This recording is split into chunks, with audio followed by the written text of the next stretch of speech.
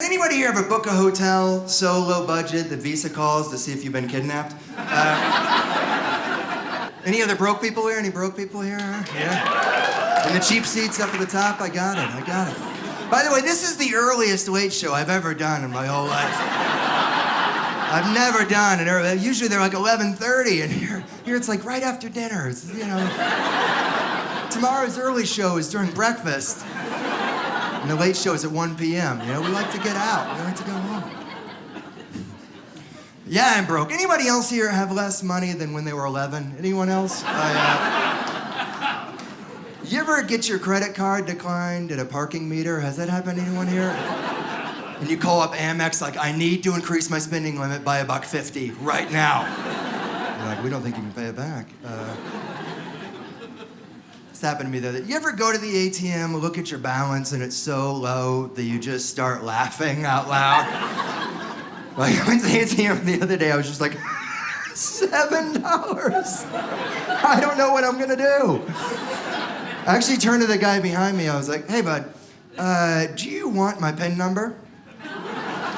It doesn't make any difference either way. You can't even get that money out. It's like a slot machine. I've never done that joke and turned around and seen like this demented greenhouse behind me.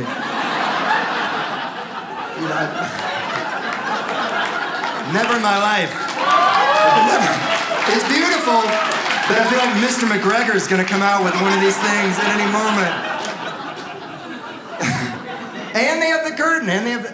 Do you think if I move this the whole way that the band from Chuck E. Cheese will come out and start playing? They're actually headlining the show.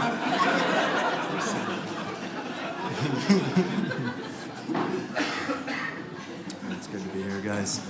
Hey, you guys, anybody here ever book a hotel so low budget that Visa calls to see if you've been kidnapped? I just booked a hotel online. I wasn't even done with the reservation, and Visa called. They're like, Mr. Cobb, say yes if you're safe. It was a Super 8. I was booking a Super 8 in like Florida, and I like Super 8. I like they're everywhere. I like it because they're everywhere, and yet they don't have a commercial. You'll never see a commercial for Super. They can't even afford a slogan. They do not have a slogan. They can't afford it like Motel 6, as we're gonna leave the light on for you. If Super 8 had a slogan, it'd be, hey, you may have to poop in the dark. It is pitch black in there. You can bring an iPhone, but I don't think we have any electricity or anything.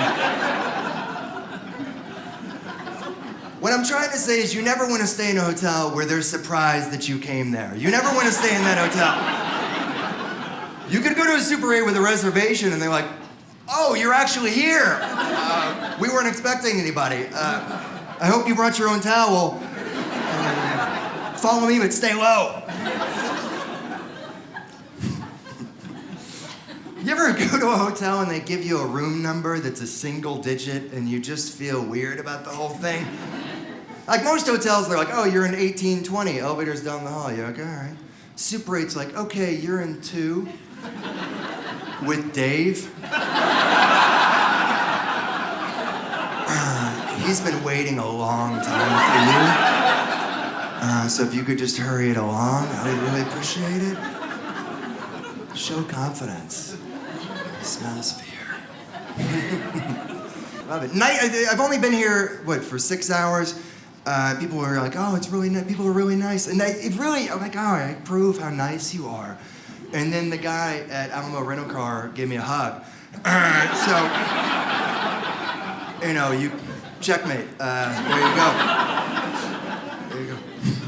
I gotta give it up for VidAngel, though. This is amazing. Thank you, VidAngel. It's kind of an amazing website with the filters. Now I can watch Saving Private Ryan in like 4 minutes. It just saves all kinds of time. It's like, I don't like violence, so it's just opening credits, Tom Hanks monologue, closing credits. They're like, hey babe, we're watching Risky Business in here, but it's not that risky.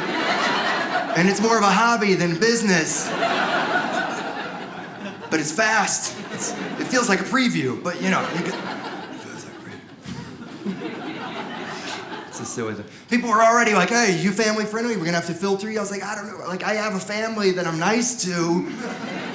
We talk a lot, but I'm also nice with strangers, so I don't know if that's like an issue. Does it have to be both at the same time? Is that how it has to be? But I read this thing, a friend of mine who's Mormon is like, yeah, we have a family night, we play games. I'm like, well, my family played, did you guys ever play Pictionary? Did you ever play that game? If you didn't, it's a game where you try to draw with a golf pencil like you have a hoof hand, and while everybody screams at you until you almost go into cardiac arrest. It's a really fun game. But I love to play with my dad because he was the guy who would draw. He couldn't really draw, but he felt like if he pointed enough at what he had drawn, that everybody should know exactly what he drew. As if Da Vinci was ever had to be like, oh, it's a girl, it's a woman. My dad would draw for like 3 seconds. He'd draw like 2 circles and something that looked like hash browns. Throw away the pencil, and for the rest of the time, he's like,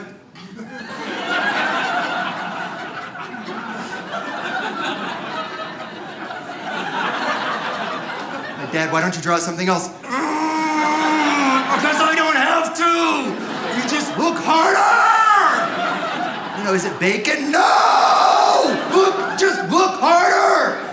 Time's up. It's Chuck Norris. How could you not see that when I was pointing and waving? Has a lot of energy. Man, I'm not used to it. Keep it going for Travis, by the way. MC did a great job. And one thing that he didn't do is he didn't make you clap a lot. Like sometimes you go to a comedy show and the MC is just like, clap for the wait staff and the drinks and the chairs and the fact that you came out tonight and you're like, oh man, I'm so tired. I did this show like 2 weeks ago and I was about to come up on stage and the MC's like, give it up for Nick Cobb. And they're like, hey. And he's like, don't come up here yet. People, I need double that energy. Give it up for Nick Cobb. They're like, yay, don't come up here. Triple that energy. Yay, don't come up here. 10 times that energy. And there was a guy, he's about 50 years old, sitting right there. And when the MC goes, 10 times that energy, that guy goes, ah!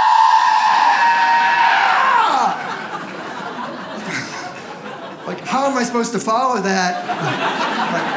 like Justin Timberlake jumped in? I moved out here from New York. I moved to LA from New York. I think I was the only person who moved from New York to LA into a smaller apartment than I was in before.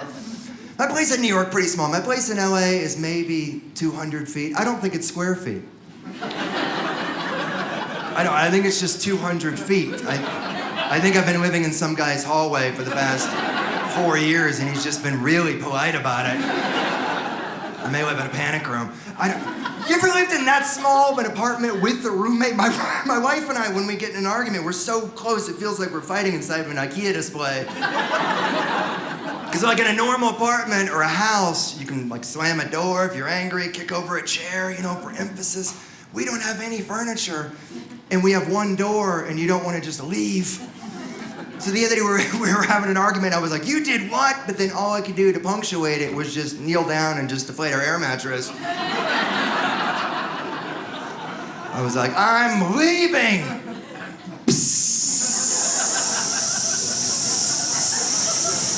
This is gonna take me about 30 minutes. If you could just pull from that end, I'm really, really mad.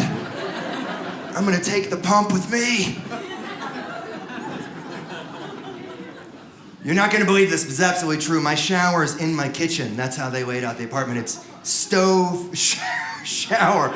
There's no counter space in between it. It's just stove, shower. It's really dangerous.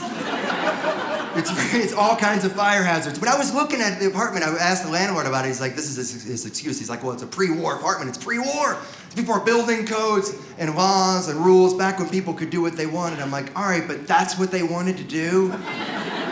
You could do anything creatively and you put a shower next to the stove. That's a weird generation, that greatest generation.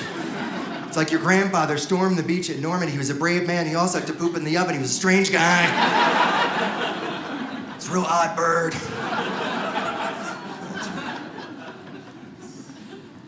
Delicious. My college just hit me up for a donation. Does that happen to anybody here? Yeah, I think it was the wrong number. They call me and they're like, because they called and they realized who it was and they just did a 180. They're like, oh, you're Nick Cobb. Do you have like $6? But I don't understand, why do colleges get to ask us for money? We should be able to ask colleges for money. They're the ones who didn't do their job. I should be able to call up Indiana University and be like, dude, the diploma you sold me is broken. My roommate still works. So if I could just get 30 grand back, that'd be fantastic. My dad called me the other day. He's like, he doesn't know what I'm doing. He's like, hey man, if stand-up doesn't work out for you, you gonna go into acting? I'm like, I don't think that's how backup plans work. Your plan B isn't generally more difficult to accomplish than your dream. There's nobody out there right now like, man, if I can't get this dog walking thing to work out, I guess I'll just go back and be an astronaut again.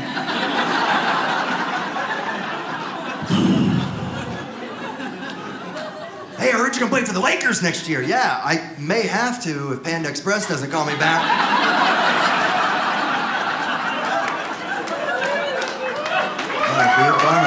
Good. I have 1,000 of those. Where are you going to school? Where if I can't get into DeVry, I'll just go to Cambridge. I could do so many of those. I didn't think that our generation was that lazy until my best friend called me. He's like, guess what I did this weekend? I knocked out 3 seasons of Cheers. I'm like, you didn't build a deck. You know, you sat for 30 hours. 15 years ago, we would have called that clinical depression. But our generation brags about how much TV we watch. It's really, I'm surprised we're not putting it on resumes. Like, hey, I see you knocked out Game of Thrones in 3 days. Yeah. You're a team player, you're disciplined, you're enthusiastic. What's up with this 2-day gap between jobs? Oh, I took some time off to watch The West Wing. Well, you gotta put that down there. It's very impressive. Speaking of, I forgot to, anybody here in therapy? Let's talk about it real close. I know it's recorded, but you know. Anybody here need therapy, you just cannot afford it at all? It's like $400 an hour. I found a way to get it for free. Works fantastic, won't cost you $1. Free therapy, here it is. Start setting up job interviews. Every 2 or 3 weeks. Because they ask about you.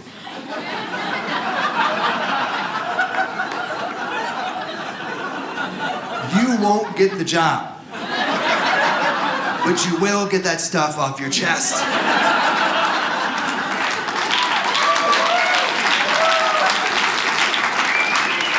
The other day, I went in and gave my old resume. Like, so, Nick, tell me about yourself. I'm like, oh, I'm so messed up, man. I appreciate you asking. They're like, what are your weaknesses? How much time do you have in this thing? Like, what are you gonna bring to our team? Certainly not confidence.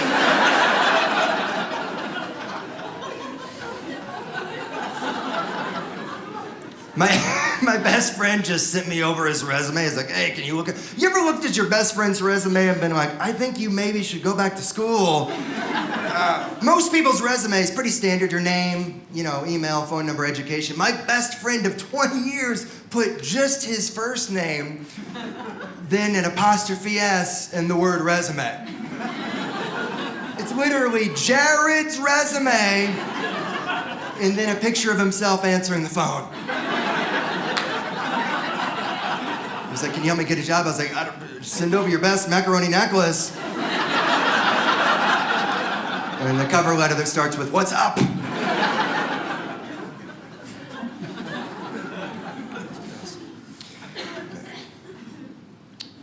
My dad's birthday was a couple months ago. He's gonna come out and visit. He lives in Tennessee. You guys ever been in a position you couldn't afford a present for your own dad and you're over like 38 and you're contemplating making him a gift?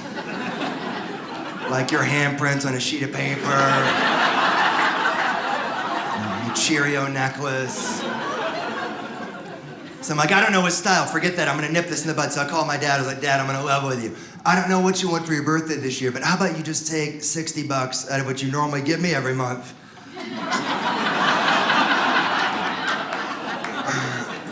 Just take Mom to laser tag. on me. I've got a little girl, I've got an 18-month-old girl. 1 week before she was born, maybe this has happened to people in this room, I don't know. 1 week before she was born, we lost our insurance. Absolutely true. We lost our insurance, and it was expensive, but whatever, it's fine. And now my wife and I still don't have insurance, but our daughter's insured just by the state of California. She's the only one in the whole family has insurance, 18-month-old girl. So what we've been doing is we've been taking her to the pediatrician, but then trying to double dip and weave in some questions about ourselves. And it kind of works. They're like, she grew 3 inches and gained a couple of pounds. I'm like, that's great, but she gets acid reflux after like 4 beers.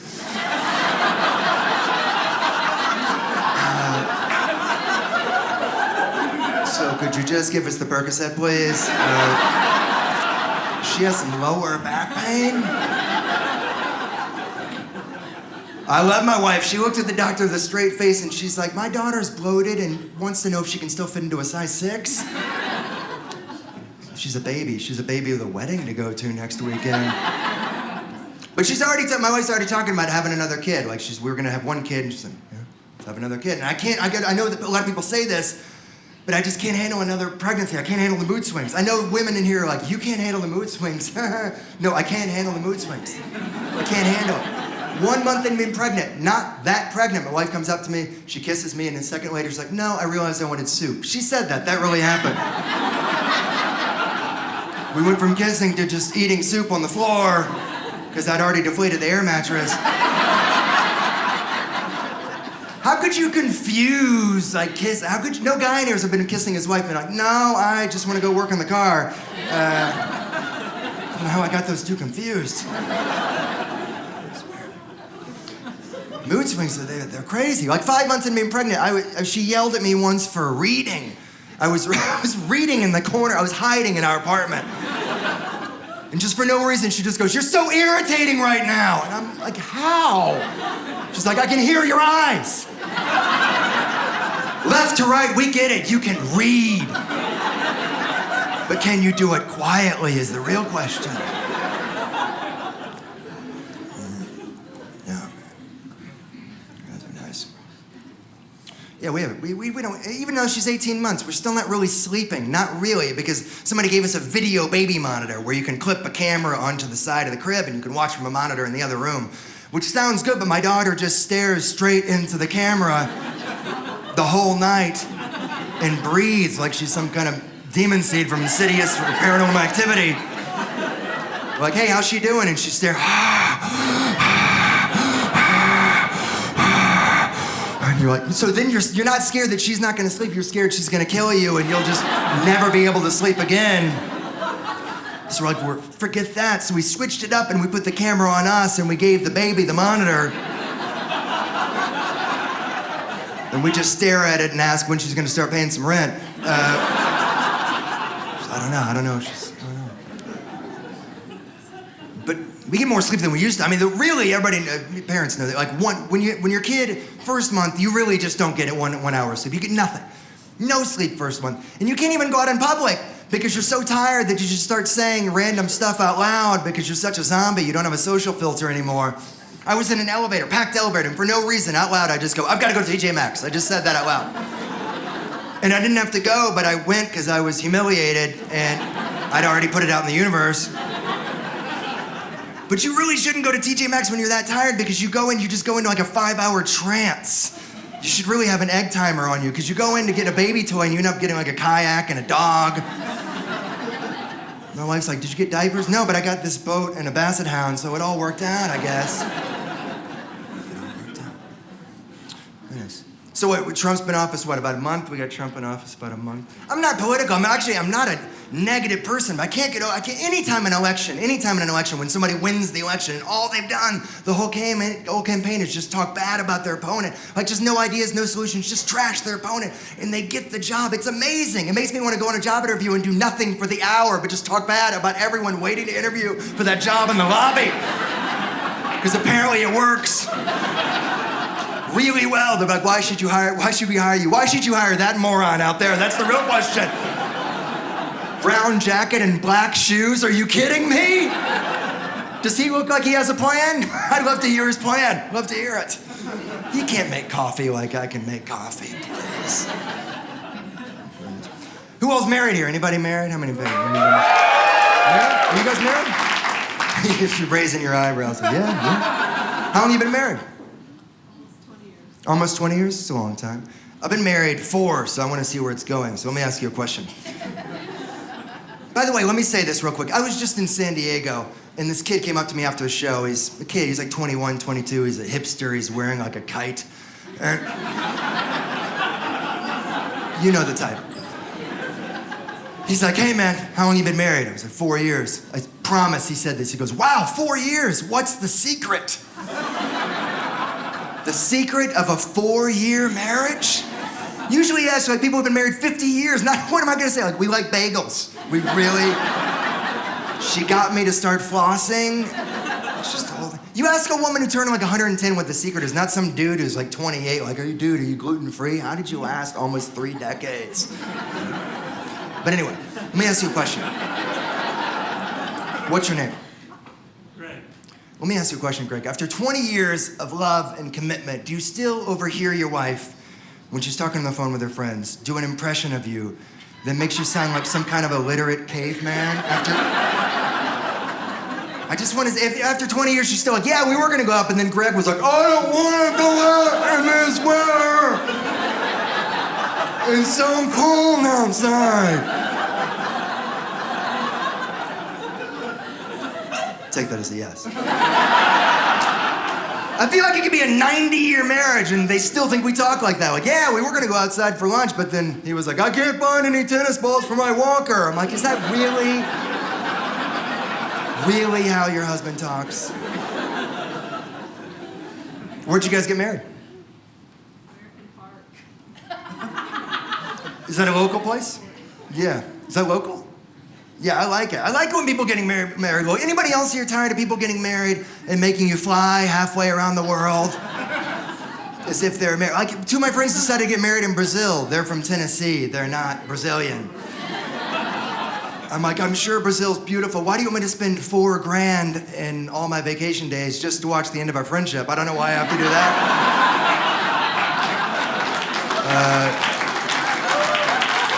We could all Skype in. If you have to fly to another country to see a friend get married, I feel like you should be able to give them a wedding present that gets them stopped at customs for like 4 days. Hey, thanks for bringing me out to China. Great wedding. Here's an endangered panda we found holding a tusk.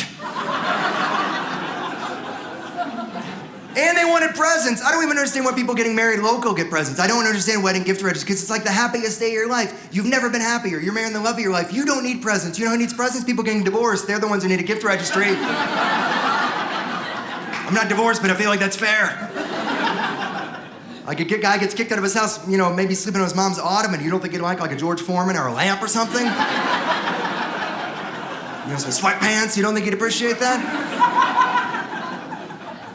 You don't think it'd be easier to get dumped if you knew a present was right around the corner? Friend's like, yeah, she kicked me out. Yeah, but I'm registered at Target.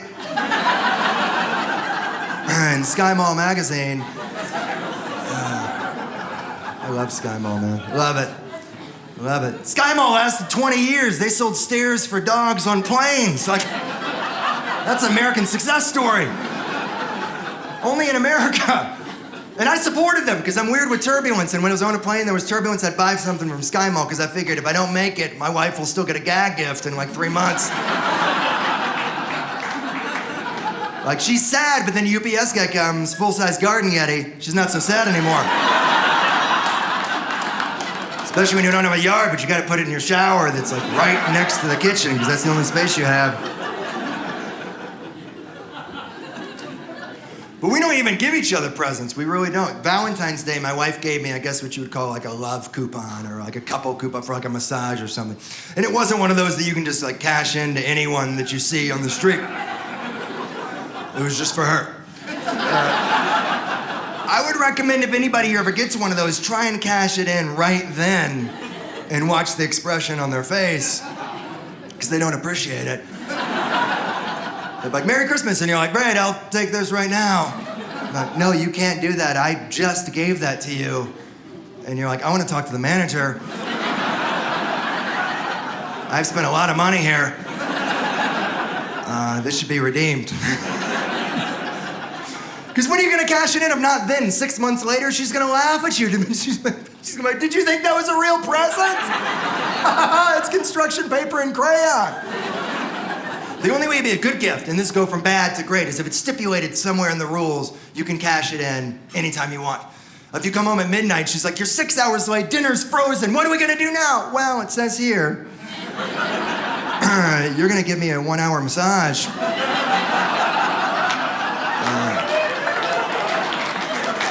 There are no blackout dates on the back of this. So you can keep yelling, but you better start rubbing.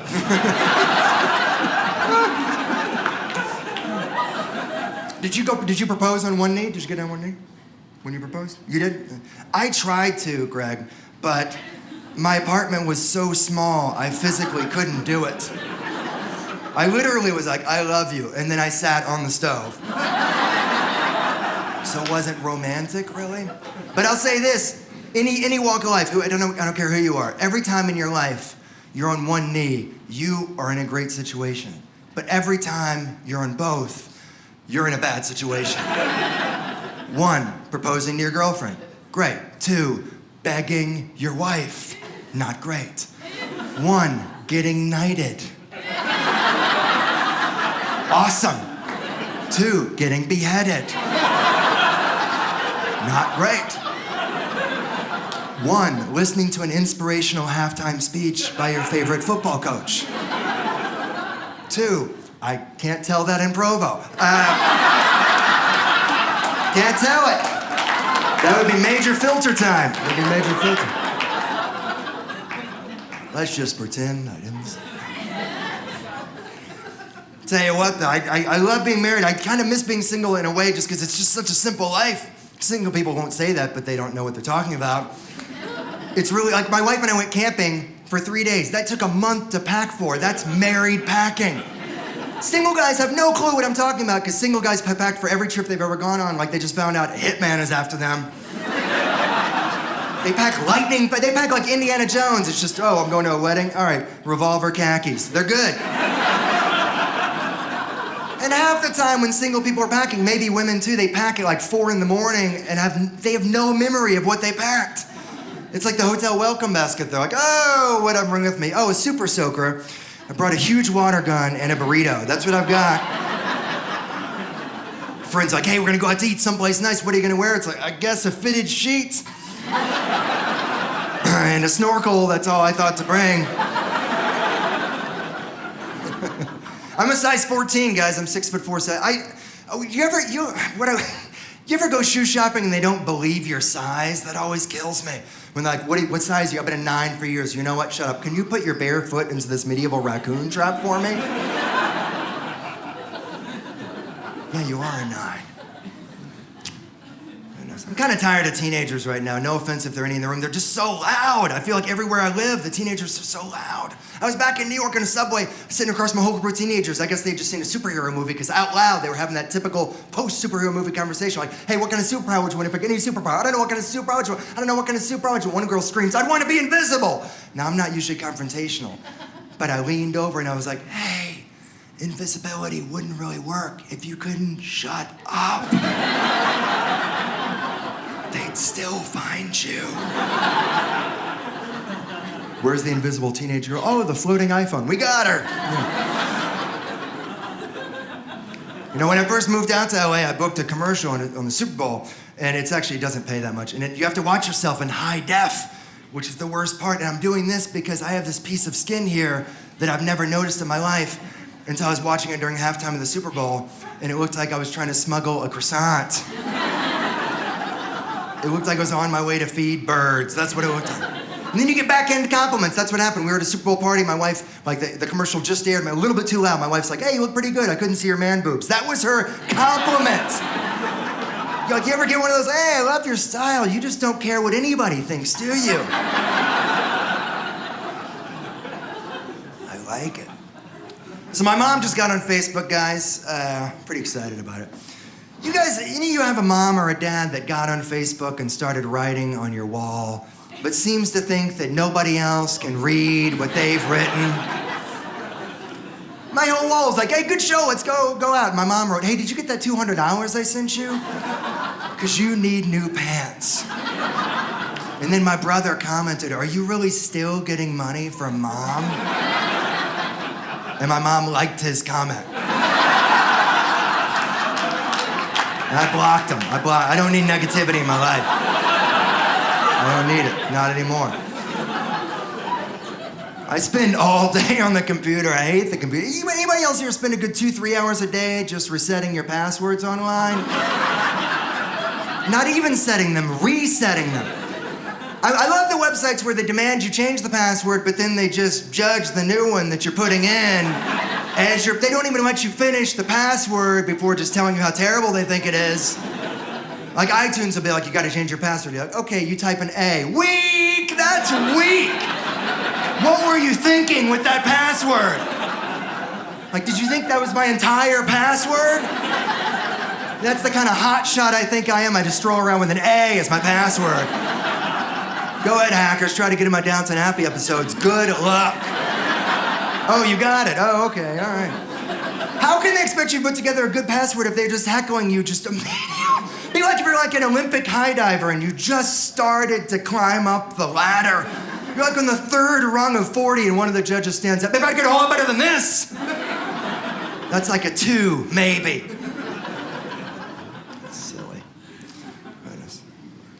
I was terrible at being single. I just never knew what to say. I got dumped one time and I didn't know what I just started quoting movies. She was like, I feel trapped. I was like, nobody sticks baby in a corner.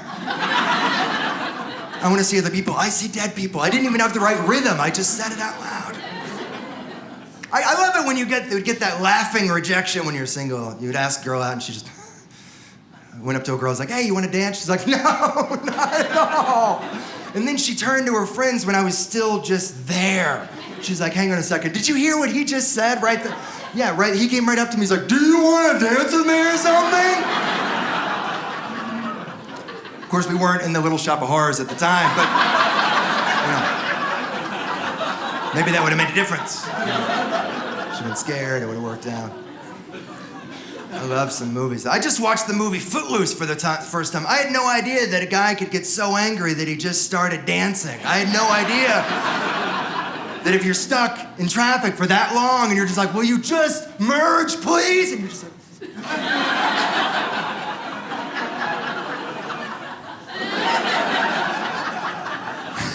You just be like 8 people back at CVS, like, will you please open another register, please? You just be like, yeah.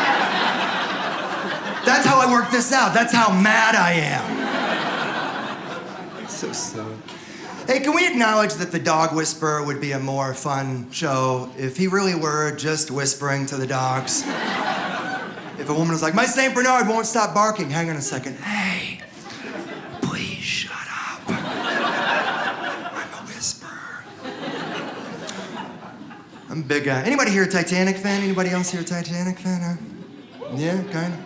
The movie or the disaster? I can't wrap my mind around that band on the Titanic. I'll never figure, like, I don't understand why you would keep playing. Like, who is your agent? Why would you keep playing? And everybody's always like, they were playing to relax people. That's not relaxing. If this room suddenly went up in flames, but I just decided I'm gonna stay here and keep performing, would that soothe anyone? Or wouldn't that make it even scarier? It would make it a lot scarier. If you're crawling out on your hands and knees with a napkin over your mouth and your friend's on fire, but I'm up here like, hey, anybody ever let it down? Why is he still performing? I was just in Palm Springs and I did that joke and a couple of older people came up to me after the show like, you know what, disrespectful. That band was very brave. You shouldn't make fun of them. I'm like, they weren't brave. They were cruise ship musicians. They probably just wanted to play their original stuff and that was the only time anyone would listen. But they hit the iceberg and the singer's like, all right, guys, been working on a new album. Now you gotta listen. But I'll say this for those of you who maybe you're dating, maybe, you want to be like Greg, you want to be married, you think about proposing, maybe you think your guy's gonna propose to you, test the waters first. You've gotta make sure they have a sense of humor. That's like the main, you gotta make sure they have a sense of humor. My favorite way to do that is next romantic situation, whisper something very awkward. See how they react. Like not long ago, I was with my wife, we were about to go to sleep. She's like, hey, say something to me romantic. I was like, all right, I wish you were a man. But she didn't miss a beat. She turned right around. She's like, I wish you were a man.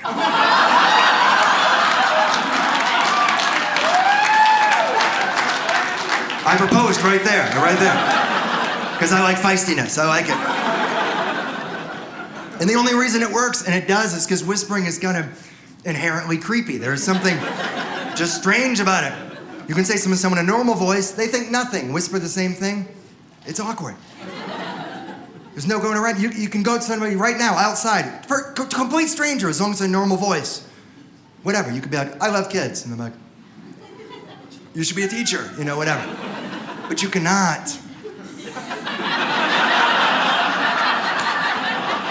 go up to some mom at a CVS and be like, psst, I love kids. But part of that is the psst. That doesn't help your case. Usually when you psst someone, they psst, oh, is there mustard on my shirt? Is my zipper down? Thanks for the heads up. Much more fun, psst someone, but then just tell them something about yourself that they wouldn't care about knowing. This guy's about to run across the street. He's like, psst, what? I'm a Pisces. Or if you really want to mess with somebody, psst them, but then immediately shush them. They don't know what you want at all. It's like, psst, what? Shh. But the most fun you can have any kind of public transportation, bus, plane, subway, or whatever. Try waking up a stranger. They'll believe anything you say for the next 3 or 4 seconds. They don't know where they are, they know nothing. You just gotta sell it. Be like, sir, you need to wake up now. Where am I? My basement. You guys have been great. I've been Nick Cobb. Thank you so much. You're an amazing audience. Thank you so much.